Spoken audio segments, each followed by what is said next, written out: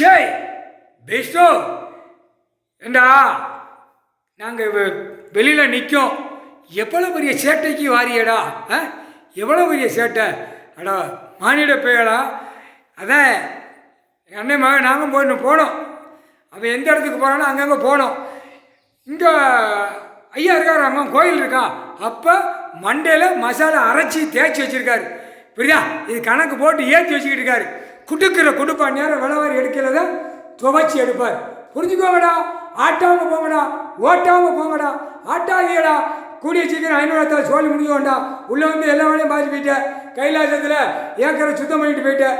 இப்போ அதில் என்ன நடக்குன்னு வா, கூடிய சீக்கிரம் பாடுறா.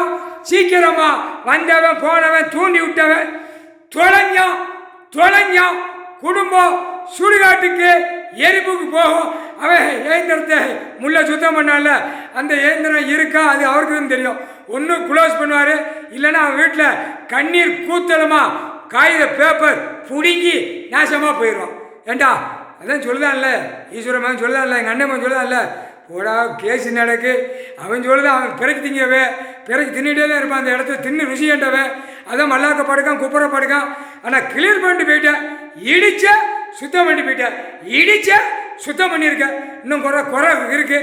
அதை சுத்தம் பண்ணதுக்கு என்ன வழி பார்க்குறோம் அது கடவுளுக்கு தான் தெரியும். அந்த உட்காந்துருக்காரு எங்கள் அண்ணன் ஈஸ்வரன். முக்கால் சத்தியம்.